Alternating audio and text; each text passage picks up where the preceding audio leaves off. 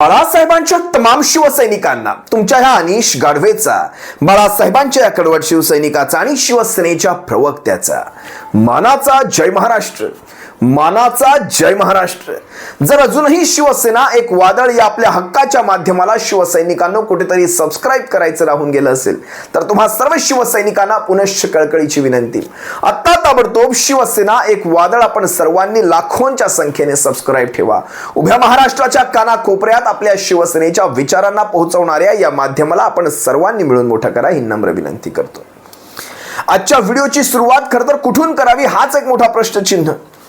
काल महाराष्ट्रभरात आपण सर्वांनी पाहिलं असाल ज्या प्रकारे आपल्या संतोष दादा देशमुखाचे फोटो उभ्या महाराष्ट्राला रडवून गेले। उभा महाराष्ट्र हळहळला, महाराष्ट्राचं मन सुन्न झालं। पण ह्या गेंड्याची कातडी पांघरलेल्या ह्या सरकारला मात्र त्यांच्या मनाला कुठेही पाझर फुटताना मला दिसला नाही। शिवसैनिकांनो लक्षात घ्या, हा जमाना जो झालेला आहे ना, हा पैशाचा जमाना झालेला आहे।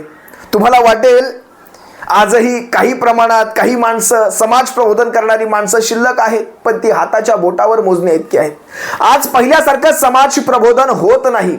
समाज प्रबोधन करणारी पिढी आता संपली। आज सारं तोललं जातं पैशामध्ये।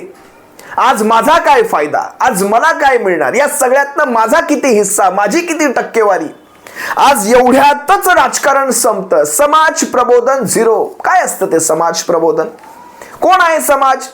हा मुर्दार समाज। हा मुर्दार समाज कधीही उठू शकत नाही। हा समाज मुर्दार झालेला आहे। या मुर्दार समाजाला आता कोणीही जागा करू शकत नाही। संपले ते आंदोलनांचे दिवस, संपले ते। एक काळ असा असायचा, अगदी चारण्याचं तिकीट जरी वाढलं ना तर आंदोलनं व्हायची, भाववाढ झाली आंदोलनं व्हायची, सगळ्याच्या विरोधात आंदोलनं व्हायची। आता आंदोलनं संपलेली आहेत, शून्य। आता पैसा फेक आणि तमाशा देख। आज तो घुले, तो चाटे, तो केदार, हे सारे जे मुतले ना, माफ करा मला हा शब्द वापरायचा नव्हता पण मी तरीही सांगतो, आज मला वाईट ह्या गोष्टीचं वाटतं। माझ्या शब्दांना सोडा, जे आहे ते आहे।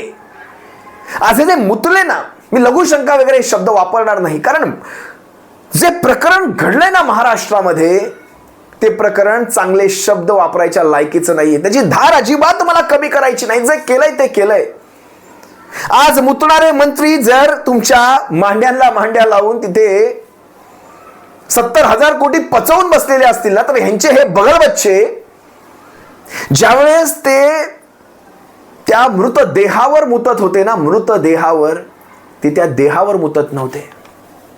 जो देह त्यांना सांगत होता मला माझ्या मुलाबाळांसाठी जिवंत सोडा, माझे हात पाय तोडलेत, मला जिवंत सोडा, माझ्या मुलाबाळांसाठी जिवंत सोडा,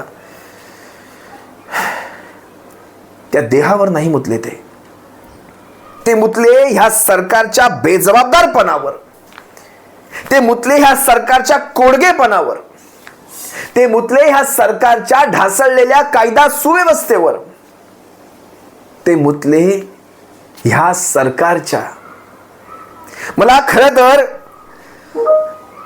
अनेक विषय आहेत शिवसैनिकांनो, मला ते सगळे विषय इथे एकत्र करायचे नाहीत, पण ह्या सरकारच्या, या नैतिकता गमावलेल्या सरकारच्या तोंडावर ते मुतलेले आहेत। नैतिकता कुठे कुठे गमावली सगळं काढायला गेलं तर व्हिडिओ मोठा होईल, पण आज ज्या वेळेस 84 दिवसांनंतर राजीनामा येतो, 84 दिवसांनंतर तुम्ही जवळपास गेली 60 दिवस तो फोटो पाहत होतात, ते सारे फोटो तुमच्याकडे होते, ते तुम्ही पाहत होतात, ते हसते नराधमांचे चेहरे, ते पाहिल्यानंतर तुम्हाला रात्रीच्या झोपा कशा लागू शकतात? ज्यावेळेस नैतिकता असते ना कुठतरी इथे नैतिकता, त्यावेळेस रात्रीच्या झोपा लागू शकत नाहीत। आज ते फोटो समाज माध्यमांवर आले आणि तुम्हाला ते राजीनामे घ्यावे लागले। खरं तर ते राजीनामे घेणं ही तुमची अडचण झाली होती। काय म्हणतात, कोणी म्हणतंय आरोग्याची कारणं, कोणी म्हणतंय नैतिकता। नैतिकता, त्या संजय राठोडाचा राजीनामा घेतलेल्या महाविकास आघाडीच्या म्हणजे शिवसेनेच्या पक्षप्रमुखांनी मुख्यमंत्री असताना या संजय राठोडाचा राजीनामा, एक आरोप झाला होता त्या पूजा चव्हाणच्या आत्महत्ये प्रकरणी यांचा आरोपी म्हणून नाव आलं होतं, यांचं कुठं त्याचं नाव, त्या सगळ्या तपासावर याचा कुठेही परिणाम नको म्हणून राजीनामा काढला होता मंत्रिमंडळातनं। त्या मंत्र्याला पुन्हा यांनी महाराष्ट्राच्या मंत्रिमंडळात बसवला, तपास बिपास सगळं झिरो, चपाचक, चित्रातली वाघ गायब। जी चित्रातली वाघ उद्धव साहेबांना म्हणत होती, उद्धव साहेब राजीनामा घ्या, राजीनामा घ्या. सगळं सोडा, विचार करा, एका अफवेमधून अफवा पसरली होती की लहान मुलांना चोरणारी टोळी फिरते पालघरमध्ये. ज्यावेळेस त्या अफवेतनं तिथल्या स्थानिकांनी, ट्रिब्युनल्सनी, त्या ट्रायबल्सने तिथल्या त्या साधूंची हत्या केली, त्यावेळेस हेच देवेंद्र फडणवीस उद्धव साहेबांना म्हणत होते, राजीनामा द्या, राजीनामा द्या. चला ठीक आहे, ते साधू होते, हे संधी साधू आहेत. साधू संधी साधू म्हणजे साधूंची कपडेच घालावी नाही लागत.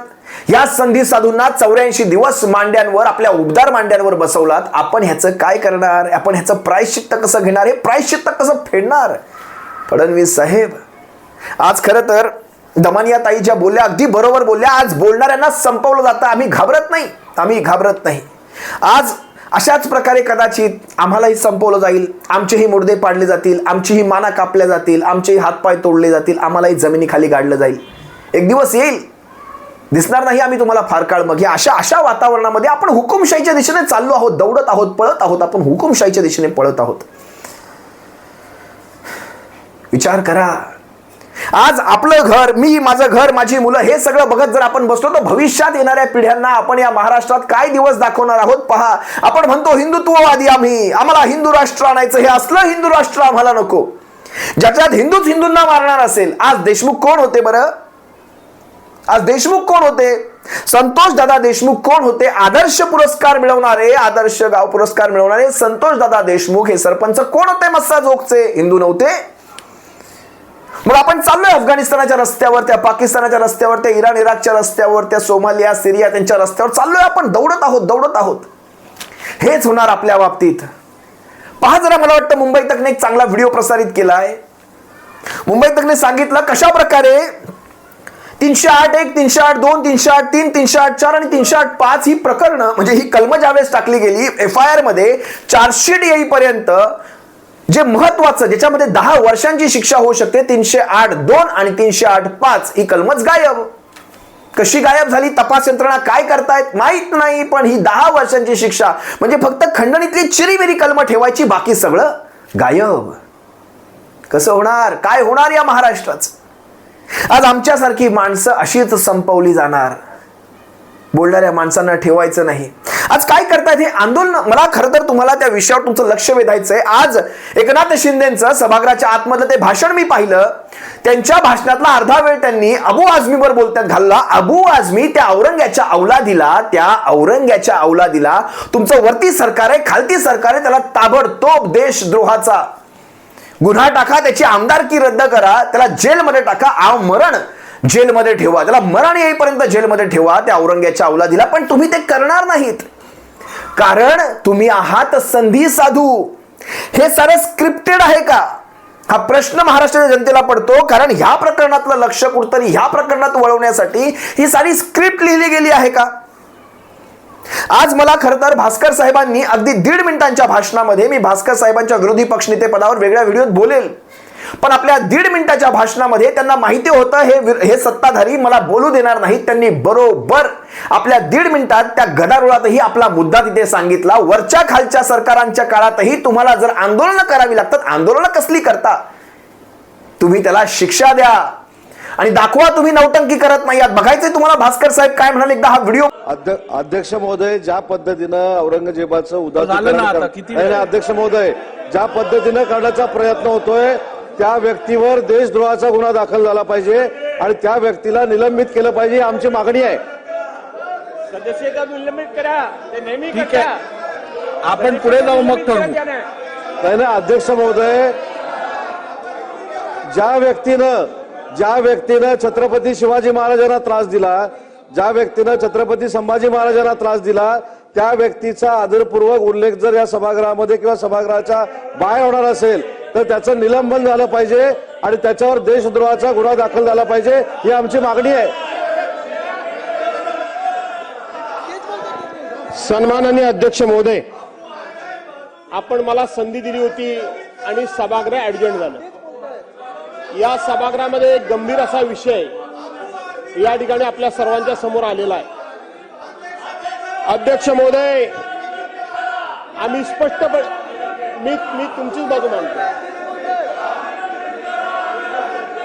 आणि म्हणून अध्यक्ष महोदय बसा, जागेवर बसा. प्रस्ताव आहे 97 जागेवर बसा. त्याचा विषय सुद्धा हाच आहे अध्यक्ष महोदय. जागेवर आणि बसा. म्हणून सुरुवातीला माझा विषय मांडण्यापूर्वी मी जागेवर बसा. की अशा पद्धतीनं 17व्या शतकामध्ये सभागृह असं चालू शकत नाही. हे बघा, तुमच्या या विषयात तुमच्या भावना गंभीर आहे याची मला कल्पना आहे. केंद्रामध्ये सरकार पण तुमचं आहे. असं कामकाज चालू शकत नाही. राज्यातलं सरकार तुमचं आहे. असं कामकाज चालू शकत नाही. करताय का अध्यक्ष महोदय? असं कामकाज चालू शकत नाही. हे सगळी नाटकात अध्यक्ष महोदय कारवाई करा. करा बौद्धवीर कारवाई. बसा ना. करा, तुमची हिंमत मला बघायची आहे. जागेवर बसा. करा बौद्धवीर कारवाई. जागेवर तुमच्याकडे बसा. हिंमत आहे. तुम्हाला समाजामध्ये लढवायचं आहे. समाजामध्ये वादंग करायचं आहे. करा बघा, 20 कारवाई. मिनिटं झाली आहेत. करा कारवाई. अपवादवीर कारवाई करा. सभागृहाची बैठक अर्ध्या तासासाठी तहकूब केली जात आहे. दीडच मिनिटाच्या व्हिडिओमध्ये भास्कर साहेबांनी, भास्करराव जाधवांनी यांच्या नाटकीपणाचे, यांच्या नौटंकीचे बुरखे अगदी टराटरा फाडले. वरचं खालचं सरकार तुमचं आहे, केंद्रात तुमचं सरकार आहे. टाका त्या अबू आझमीवर देशद्रोहाचे गुन्हे टाका, टाका त्याला आतमध्ये, करा त्याची आमदारकी रद्द. या औरंगजेबाच्या औलादींना अशाच प्रकारचा धडा शिकवा. पण नाही, ही नाटकी महाराष्ट्राच्या जनतेसमोर करायची, त्यातून आपलं राजकारण साधून घ्यायचं. अबू आझमी आपलं राजकारण साधणार, तुम्ही आपलं राजकारण साधायचं आणि मुख्य विषयांना बगल द्यायची. हा तुमचा एक कलमी कार्यक्रम आहे. आज मी ठाण्यात यांची आंदोलनं पाहिली, आपल्या सरकारच्या विरोधात आंदोलनं. ही नौटंकी आहे, ही नौटंकी आहे. आज खरं तर समाज कुठल्या दिशेने चाललाय याचा विचार करा. आज तुम्ही पाहिलं असाल, NDTVच्या त्या पत्रकार रडल्या, आज अंजली दमानिया रडल्या. काही दिवसांपूर्वी राहुल कुलकर्णींचा एक व्हिडिओ पाहिला होता, ज्या संतोष देशमुखांच्या चिरंजीवांशी त्यांच्या वाढदिवसा दिवशी ज्यावेळेस ते गप्पा मारत होते, त्यावेळेस बोलता बोलता राहुल कुलकर्णींना तो हुंदका आवडता आला नाही. आज पत्रकारिता ज्यावेळेस रडू लागते, पत्रकारिता आजही पत्रकारिता शिल्लक आहे बरं का. अजूनही संपूर्ण पत्रकारितेला ती पाकिटीची, म्हणजे ते पाकिटांच्या वजनांची वाळवी लागलेली नाहीये. पाकिट पत्रकारितेची वाळवी अजूनही संपूर्ण पत्रकारिता पोखरून गेलेली नाहीये. आजही पत्रकारिता जिवंत आहे. काही दिवसांपूर्वी कोल्हापुरात जो पूर आला होता, त्यावेळेस मी तुम्हाला एक व्हिडिओ दाखवला होता. कुलदीप माने म्हणून काहीतरी त्यांचं नाव होतं, मला नाव ठीक आठवत नाही, त्या ABPच्या पत्रकारांचं. त्यांच्या डोळ्यातले ते अश्रू पत्रकारिता जिवंत असल्याची ही उदाहरणं आहेत. काही पत्रकार आहेत, त्यांना इकडे तिकडे गेल्यानंतर सुद्धा त्यांच्या डोळ्यामध्ये अश्रू येत असतात. काय म्हणता, काय ते आहे त्यांचं ते टॅगलाईन, जे काय असेल ते.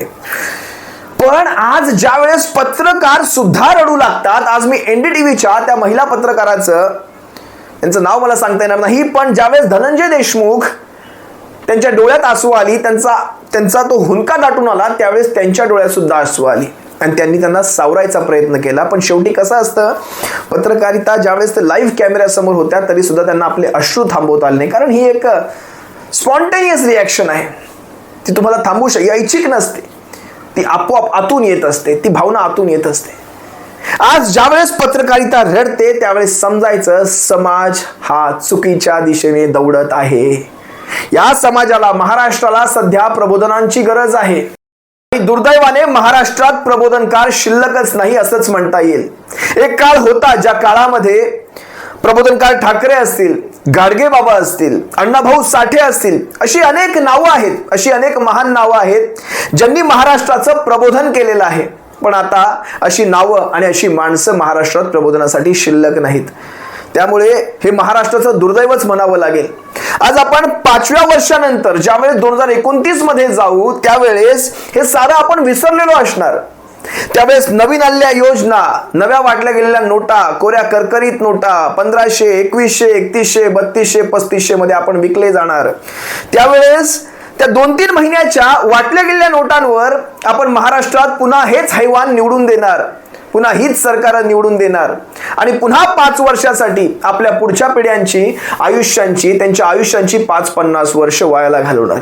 कारण आपण शॉर्ट टर्म मेमरीमध्ये जगतो, आपल्याला लक्षात राहत नाही. जर तसं लक्षात राहिलं असतं तर 2.5 वर्षांच्या काळामध्ये, 3 वर्षाच्या कोरोनाच्या काळामध्ये जीवाचं रान केलेलं ते महाविकास आघाडीचं ठाकरे सरकार आपल्याला आठवायला पाहिजे होतं.